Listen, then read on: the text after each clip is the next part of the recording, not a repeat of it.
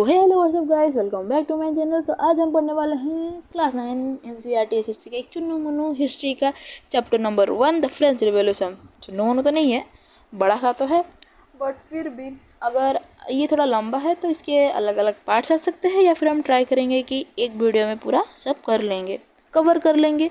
और बाकी अगर क्वेश्चन आंसर ज़रूरत होगा तो हम करेंगे। तो चलिए कुछ देरी ना करके हम अपना मेन चैप्टर स्टार्ट करते हैं। ऑन द मॉर्निंग ऑफ 14 जुलाई 1789। तो अब इसमें तो बहुत ज़्यादा ऐसा नहीं है कि डेट है वो सब है, एक दो डेट होते हैं। और यहाँ पर हिस्ट्री में आपके बुक में आप देख सकते हो कि हिस्ट्री में साइड में कुछ इंपॉर्टेंट डेट्स में ऐसे बॉक्स दिया जाता है, तो आप उसको याद रख लो। और बीच बीच में कुछ ऐसे भी डेट होते हैं, वो भी याद रख लो। On the morning of 14 July 1789, the city of Paris was in a state of alarm. The king had commanded troops to move into the city. Rumors spread that he would soon order the army to open fire upon the citizens. Some 7,000 men and women gathered in front of the town hall and decided to form a people's militia. They broke into a number of government buildings in search of arms. तो 14 जुलाई 1789 की सुबह एक ऐसी सुबह थी जो कि Paris वाले लोग कभी भी एक्सपेक्ट नहीं कर सकते थे। तो ये ज़रा फिल्मी स्टाइल हो गया। आते हैं जो पेरिस था, जो फ्रेंच का जो एक सिटी था पेरिस, पता है ना आईफिल टावर जहाँ पर होता है, वही पेरिस। तो वो एक स्टेट ऑफ अलार्म था, सतर्क था एक चीज़ के लिए, एक बड़ा चीज़ के लिए। क्या चीज़ें पढ़ते हैं? The king had commanded troops. तो जो किंग है, उनका राजा है, तो उन्होंने सोल्जर्स को बोला आप चले जाओ सिटी में, आप शहर में जाओ। रूमर्स, तो रूमर्स का मतलब क्या है इधर? रूमर्स मतलब जो कि फेक चीज़ें है, गलत चीज़ें ऐसे फैलाते जाते हैं कि जो कि एक्चुअल में नहीं होता, not the real.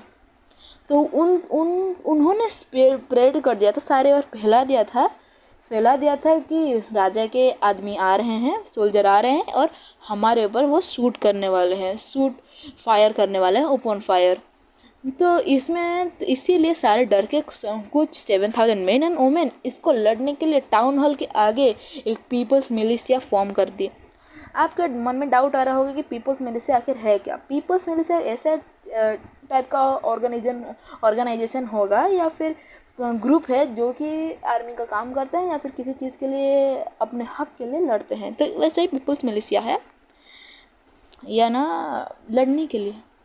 They broke into a number of government buildings in search of arms. इधर आर्म्स का मतलब है गन्स, एम्यूनेशन, गोला बारूद, ये सारी चीज़ें। तो वो गवर्नमेंट बिल्डिंग पे टपक गए ताकि हमें कुछ ऐसी चीज़ें मिले।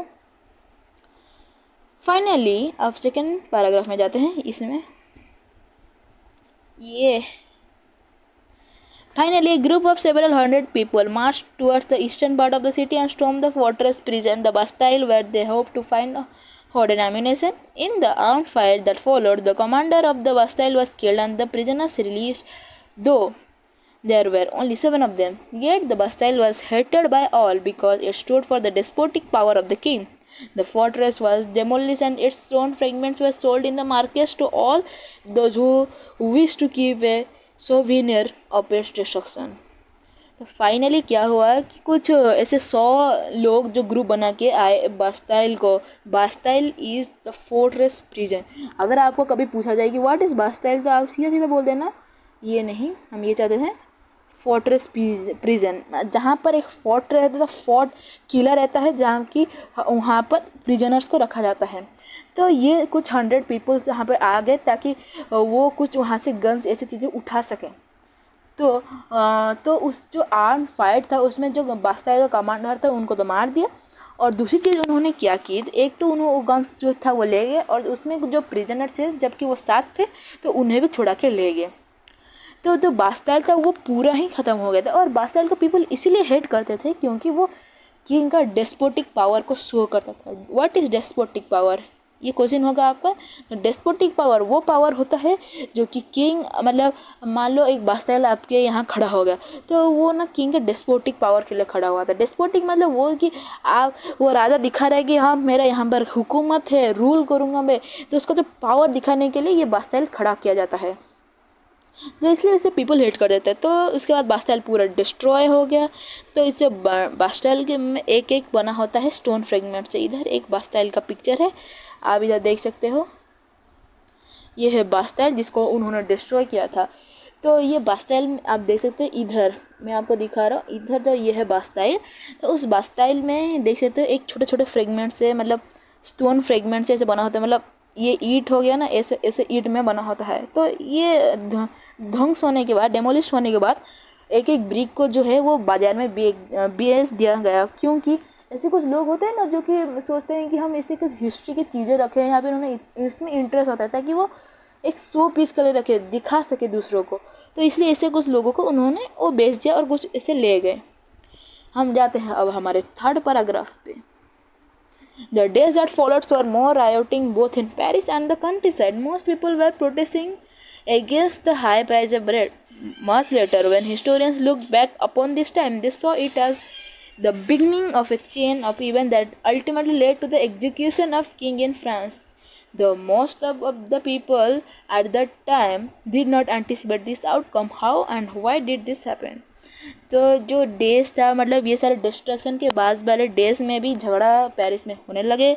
और कंट्री साइड मतलब विलेजेस, वो सब एरिया, गांव, तो मोस्ट पीपल प्रोटेस्ट कर रहे थे, मतलब इसके लिए झगड़ा कर रहे थे कि ब्रेड। तो आप सोचिए ब्रेड के लिए भाई कौन झगड़ा करता है, हमारे तो उसमें ओमफेड हो गया, कोई भी मिल जाएगा, डेयरी में होगा मिल जाएगा, तो वो क्यों झगड़ा कर रहे हैं। देखो हमारा जो स्टैपल डाइट जो होता है, मतलब हम जो मेन चीज़ें खाते हैं, इंडियंस के लिए क्या होगा, राइस होगा, रोटी होगा, चपाती, ये सब खाते हैं, उनके लिए वही था bread.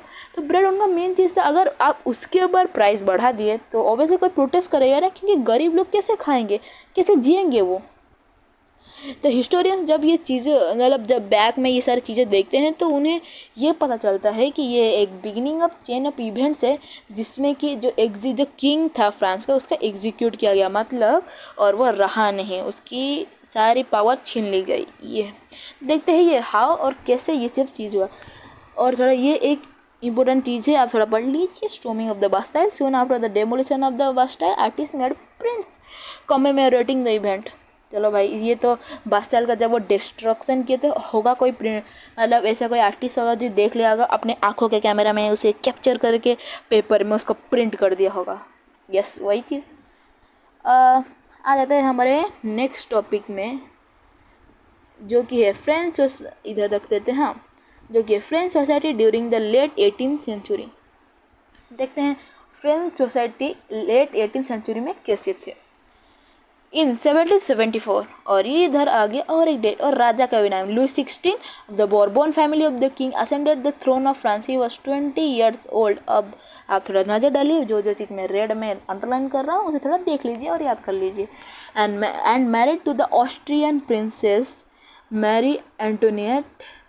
Upon his accession, the new king found an empty treasure. Long years of war had drained the financial resources of France. Added to this was the cost of maintaining an extravagant court at the immense palace of Versailles. Under Louis XVI, France held the 13 American colonies to gain their independence from the common enemy, Britain. तो अब हम पढ़ते हैं, इतना हम पढ़ते हैं कहाँ तक, ब्रिटेन तक, फिर आगे हम पढ़ेंगे ये वाला, यहाँ तक पढ़ते हैं, दिखा देता हूँ ये, और नेक्स्ट हम पढ़ेंगे अभी। तो 1774 में जो Louis 16 of the Bourbon family, अब बोर्बन मत समझे ना, तो खाने वाला जो क्रीम वाला बोर्बन, वो नहीं, पहले एक बोर्बन फैमिली थे, द बोर्बन फैमिली राज करती थी। उनके बाद लुई 16 आए, जो कि फ्रांस का थ्रोन, मतलब गद्दी संभाले, राजा बने। तो जब वो ये कुर्सी दिया गया, वो 20 years के थे, और उन्होंने ऑस्ट्रियन प्रिंसेस मैरी एंटोइनेट को मैरी किया, शादी कर दिया। अपॉन हिज असेसन, तो उनके राजा बनने के बाद उन्होंने एक एम्प्टी ट्रेजर, मतलब आप होता है ना कि आपके पापा हो, दादाजी हो, आपके लिए कुछ धन संपत्ति रखते होंगे, बट इनका लगता और भी फूट आता है, उनके लिए कुछ पैसे रख के नहीं गए थे, क्योंकि वहाँ पर जो सालों सालों से वार चलते आ रहा था ना, उसमें सारा पैसा लग गया था, मतलब उनके पास शून्य था, गरीब हो गए थे बेचारे राजा।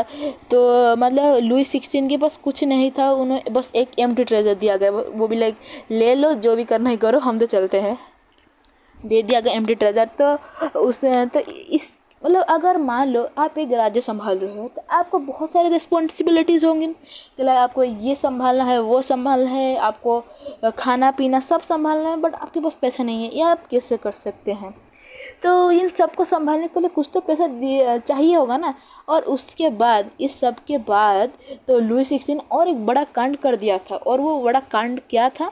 वो ये था कि लुई 16 ने जो फ्रांस के 13 कॉलोनीज थे, फ्रांस ने जो 13 colonies of the 13 colonies American के थे, उनको हेल्प किया था छुड़ाने के लिए। और वो किससे था? कॉमन एनिमी जो सारे और फैला हुआ था, ऑब्वियसली ब्रिटिश। तो उनको भी छुड़ा दिया। तो इसके लिए उनके साथ क्या हुआ तो देखते हैं। द वॉर हर्ट, इधर है, मैं आपको बता देता हूँ हम कहाँ शुरू करने वाले हैं। यहाँ शुरू कर रहे हैं।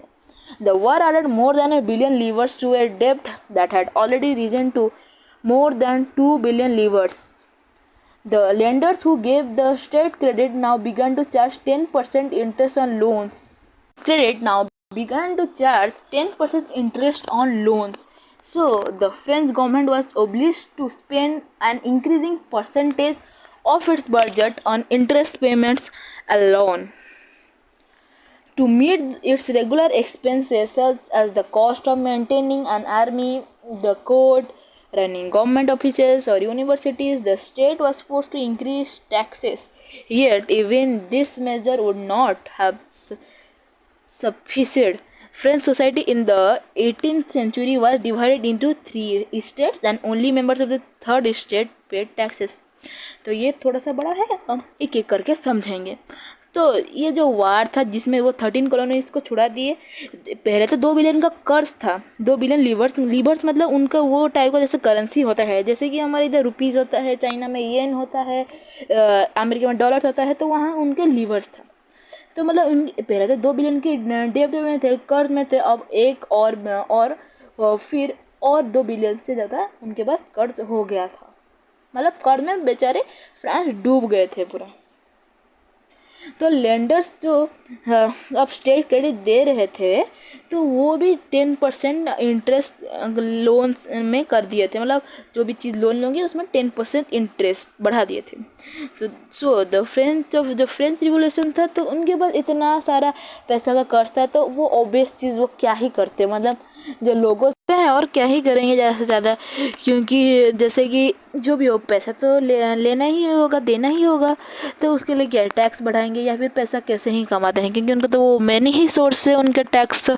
तो ये सारे चीज़ किस लिए करते हैं? ताकि वो चीज़ें संभाल सके, जैसे कि गवर्नमेंट संभालेंगे, ऑफिसेस, कोर्ट, आर्मी, यूनिवर्सिटी, ये सब संभालने के लिए उनको पैसा ही चाहिए। तो ये जो मेज़र था वो सबके लिए मतलब सफिशिएंट नहीं था, अच्छा नहीं था। क्योंकि जो ऐसे कुछ लोग होते हैं, मान लो कोई गरीब होगा, इवन मिडिल क्लास, उनके लिए क्या, अगर वो मान लो ज़्यादा टैक्स बढ़ जाएगा तो उनके लिए घर के लिए क्या रखेंगे, अपना लाइवलीहुड कैसे चलाएंगे? आप खुद ही सोच के देखो, अगर किसी चीज़ का टैक्स बढ़ जाए तो सारा पैसा तो हम उसमें दे देंगे, हम खुद क्या चलेंगे? खुद तो हम चल भी नहीं पाएंगे। तो नेक्स्ट जो फ्रेंच सोसाइटी था इन द 18th सेंचुरी, तो वो 3 स्टेट में डिवाइड हुआ था। वो 3 स्टेट क्या क्या है, ये है हमारा फोटो, आप इधर देख सकते हैं। 3 स्टेट है, first state, second state, third state. आप ऐसे बोल दो ना, इतने तो बड़े बड़े कुछ नाम नहीं है, आप इजीली याद रख सकते हो। फर्स्ट सेकंड थर्ड स्टेट खत्म। फर्स्ट स्टेट में था क्लर्गी, सेकंड स्टेट में थे नोबिलिटीज और थर्ड स्टेट में बाकी सब। तो क्लर्की का मतलब वो है मतलब जो कि चर्च में वो सब में काम करते हैं। और सेकंड में नोबिलिटी आप सबको पता होगा, नोबिलिटी मतलब वो लोग जो कि राजा लोग होते हैं, लड़ाई वड़ाई करते हैं। और थर्ड स्टेट में बाकी सब, जैसे कि big businessman, merchants, court official, lawyers, peasants, artisan, small peasant, landless labour, servants, etcetera etcetera, सारे आते हैं उसमें। है ये वाला a society of states. note that within the third state somewhere rich and others poor. yes obviously कुछ वहाँ पे अमीर भी थे, कुछ गरीब भी थे। हम जैसे देख सकते बिग बिजनेस में, मर्चेंट, कोर्ट ऑफिशियल, वो सारे तो है ना बहुत ही रिच, बट क्या ही करे, सारे आते तो हैं थर्ड स्टेट में। नेक्स्ट में जाते हैं पैराग्राफ में। ये The society of states was part of the feudal system that dated back to the Middle Ages. The term old regime is usually used to describe the society and institutions of France before 1789. एक इधर date और भी याद रख लीजिए, 1789। तो ये before 1789 को हम बोलते हैं ओल्ड रिजाइम, आफ्टर 1789 को हम लोग बोलते हैं न्यू रिजाइम। तो जो सोसाइटी ऑफ द स्टेट था वो फ्यूडल सिस्टम का पार्ट था, जो कि जो बहुत पहले के एज में मिड डेटेड बैक था वो। अब चलते हैं नेक्स्ट पैराग्राफ में, ये वाले। Figure 2 shows how the system of Eastern and French society was organized. Peasants made of about 90% of the population. However, only a small number of them owned the land they cultivated. About 60% of the land was owned by nobles, the church, and other richer members of the third estate. The members of the first two estates, that is clergy and the nobility, enjoyed certain privileges by the birth. The most important of these was exemption from paying taxes to the state. The nobles further enjoyed feudal privileges. These included feudal dues, which they extracted from the peasants. Peasants were obliged to render services to the lord, to work in his house and fields, to serve in the army, or to participate in building roads. तो इधर हम देख सकते हैं, मान लो हम इधर दो चार्ट टाइप का बना लेंगे, ऐसा नहीं, या अच्छे सर्कल बना लेते हैं, ऐसा एक बड़ा सा सर्कल, ऐसा और एक बड़ा सा सर्कल, अच्छा है ना।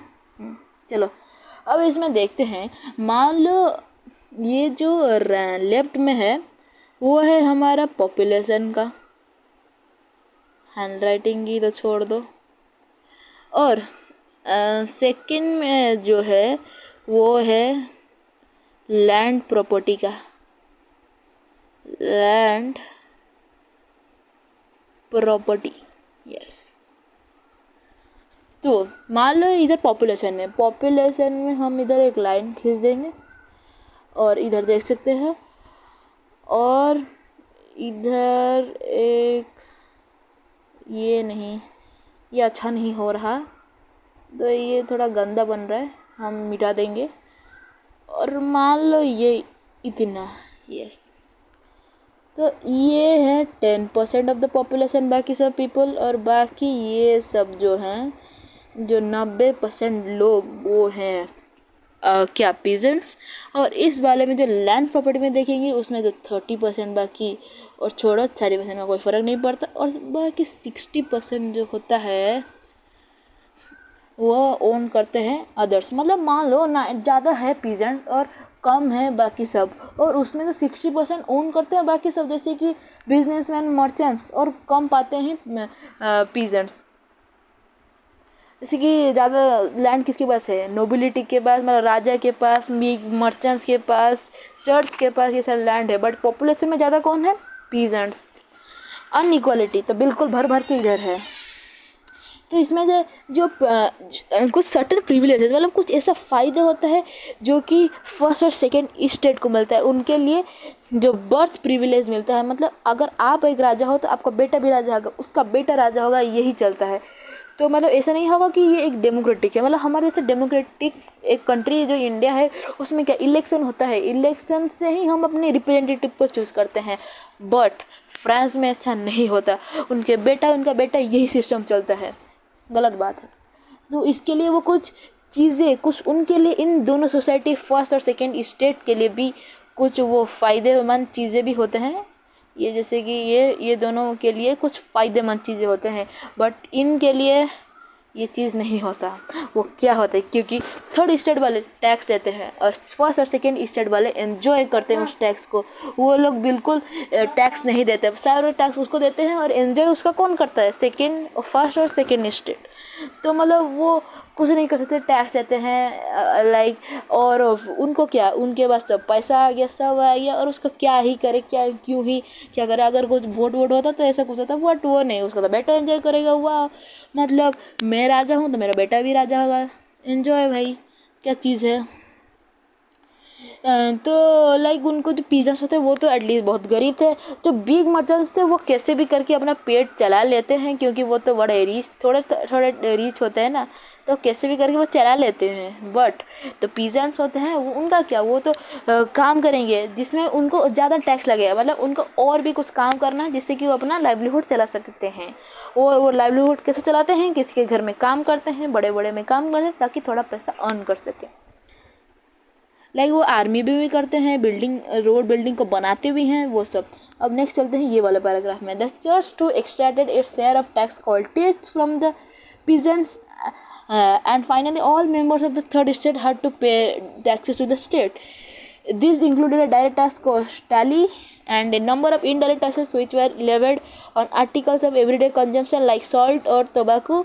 The burden of financing activities of the state through taxes was borne by the third estate alone. Borne मतलब बोर्न नहीं, जन्म नहीं होना, बोरने मतलब वही बस सहते हैं ये सारी चीज़, ठीक है। तो जो चर्च थे उन वो भी टैक्स लेते थे, उन जो टैक्सेस थर्ड स्टेट या फिर पीजेंट्स देते थे चर्च को वो उससे बोला जाता है टिप्स। एंड जो डायरेक्ट टैक्स दिया जाता है गवर्नमेंट को उसे बोला जाता है टेल। और सबको ये थर्ड स्टेट वाले लोग ज़रूर ही उनको देना पड़ता है, ये नेसेसरी है उनके लिए, परमानेंटली उन्हें देना पड़ता है और कोई टैक्स नहीं देगा। तो वो उनके ऊपर पता है और भी हाई बर्डन ऑफ टैक्स दिया गया। कहाँ पे, उनके डेली चीज़ों पे। हमारे से डेली चीज़ें क्या है, नमक है, शुगर है, ये सारे उनके लिए भी डेली चीज़ें, सॉल्ट है, तंबाकू, उनके लिए भी वो टैक्स बढ़ा दिया गया। तो उनका जो बर्डन था फाइनेंशियल एक्टिविटीज़, जो पैसा दिया जाता था उनके ऊपर, जो सारा कर्ज था वो सारे किसके ऊपर था, वो सारे थर्ड स्टेट के ऊपर था। फर्स्ट और सेकेंड स्टेट वाला तो अपने मज़े में थे ना। नेक्स्ट चलते हैं द स्ट्रगल टू सर्वाइव। ये कितना बड़ा है और ये लास्ट पैराग्राफ है, ये बढ़ के हम लोग एंड कर देंगे, कोई बड़ी बात नहीं है। देखते हो ये वाला। The struggle to survive. The population of France rose from about 23 million in 1715 to 28 million in 1789. Date है, याद रख लीजिए। This led to a rapid increase in the demand for food grains. Production of grains could not keep pace with the demand, so the price of bread, which was the staple diet of the majority, rose rapidly. Most workers were employed as laborers in workshops, whose owners fixed their wages. But wages did not keep pace with the rise in prices, so the gap between the poor and the rich widened. Things become worse whenever drought or hail reduced the harvest. This led to a subsistence crisis. तो आप अगर कुछ ऐसे doubt हो तो आप ये new words जैसे हो गया, ऊपर भी एक न्यू वर्ड्स है, ये सारे थोड़ा पढ़ लीजिए। मैं बता तो रहा हूँ बट फिर भी लाइक इसका मीनिंग है, पढ़ लीजिएगा। तो इसमें अब बताया गया है कि जो पॉपुलेशन है फ्रांस का 23 मिलियन जो 1750 में था वो रोज़ मतलब बढ़ के 28 मिलियन हो गया 1789 में। मतलब इधर पॉपुलेशन ग्रो हो रहा है। उसकी वजह से क्या हो रहा है, अगर मान लो अगर आपके घर में कुछ मेंबर्स होंगे, अगर किसी का बच्चा हुआ ऐसा हुआ तो वो भी ग्रो करेंगे, तो अगर वो बड़े हो गए तो खाना भी ज़्यादा ज़रूरी होगा ना। तो इसीलिए अगर कंट्री में कुछ लोग होंगे और उनका पॉपुलेशन बाद में ग्रो हो जाएगा तो खाने की भी डिमांड ही उसमें बढ़ेगी ना ऑब्वियसली। बट उनमें जो प्रोडक्शन था मतलब ग्रेन्स जो उन प्रोडक्ट्स प्रोड्यूस कर रहे थे वो धीरे धीरे कम हो गया था, मतलब पॉपुलेशन ज़्यादा हो गया। इधर देख सकते हो प्रोडक्शन ज़्यादा हो रहा है, पॉपुलेशन इधर ज़्यादा हो रहा है बट प्रोडक्शन कम होता जा रहा है। मतलब इससे क्या हमें पता चलता है, लोग डायरेक्टली ही मरेंगे और वो कोई नहीं थर्ड स्टेट वाले ही होंगे, क्योंकि फर्स्ट और सेकंड स्टेट वाले तो खाना पाएंगे बट थर्ड स्टेट वाले ऐसा नहीं हो सकता। बट थर्ड स्टेट से ही ये सारी चीज़ें होते हैं, क्योंकि जो उनका जो मेन चीज़ है मैंने आपको ऐसे बताया था कि उनका स्टेपल डाइट मतलब मेन चीज़ क्या था, ब्रेड, और उसमें भी उन्होंने टैक्स को बढ़ा दिया। मतलब वो क्या ही खाएंगे, आप एक बार सोच के देख सकते हो। उनका पेट दर्द, आप होते हो तो खाना को वेस्ट करते हो और वो खाना एक पाने के लिए तरसते हैं। वो कुछ लोग ऐसे होते हैं जो कि एम्प्लॉयड मतलब वो नौकरी करते हैं लेबरर्स कुछ दुकानों में, जिसके मालिक उनका जो जितना पैसा दिया जाता है वेजेस वो उन्हें वो फिक्स करते हैं। मतलब कि अगर आपकी कोई दुकान है, एक बंदा काम करने आएगा तो आपके पापा या फिर जो भी होंगे उनको बोलेंगे हाँ तू इतना पाए, वो सब ऑफर देते हैं ना। बट दे बोल तो देते हैं कि मैं मतलब 5,000 दूंगा 6,000 दूंगा, ये सब बोल देते हैं, बट देते कितना है ये लोग? 2,000, 1,000 यही सब देते हैं। अगर आप इतना काम कर रहे हो, आप और इतना कम पैसा मिल रहा है, मतलब आपको घर चलाने के लिए इतना पैसा चाहिए, और आपकी दुकान में बोल दिया गया है कि मैं उतना पैसा दूंगा, तो आप भी खुश हो रहे होगे। बट जब दिया जाने का टाइम आता है तब क्या होता है, 1,000, 2,000 बोल दे के उन्हें बहला दिया जाता है, बोल दिया जाता है बाद में देंगे। ऑब्वियसली ये गलत चीज़ है। नेक्स्ट क्या है, तो इसी की वजह से जो पुअर और रिच, मतलब गरीब और अमीर का दूरी बढ़ता जा रहा है। अमीर अमीर होता जा रहा है, गरीब और गरीब होता जा रहे हैं। तो उसकी ये थिंग्स बहुत गंदी हो जाती है कब, जब उनमें ड्रॉट आता है, मतलब ज़्यादा बारिश हो जाती है, जब बिल्कुल बारिश नहीं होती, तो उसमें क्या होता है, जो खाने का ग्रेन्स होता है वो ऑब्वियसली नष्ट हो जाता है, तो उससे सब्सिस्टेंस क्राइसिस होता है। ये सब्सिस्टेंस क्राइसिस का मतलब लिखा है जिसमें लिखा है an extreme situation where the basic means of livelihood are endangered. मतलब ऐसी समस्या या फिर ऐसे समय जब खुद का लाइवलीहुड एंडेंजर में हो, आप लाइवलीहुड संभाल नहीं सकते, मतलब इतना डेंजर में हो, खाना पानी भी नहीं पा सके। और ये ज़्यादातर फ्रीक्वेंटली होता रहता है France during the old regime, मतलब 1789 से पहले ये सारे चीज़ होते रहते हैं फ्रीक्वेंटली। तो बाकी सब हम पढ़ेंगे नेक्स्ट पार्ट के लिए। अच्छा लगा हो तो प्लीज़ लाइक एंड सब्सक्राइब। अगर कोई भी डाउट हो तो feel free to ask in the comments, और मिलते हैं नेक्स्ट वीडियो में। तब तक के लिए बाय बाय।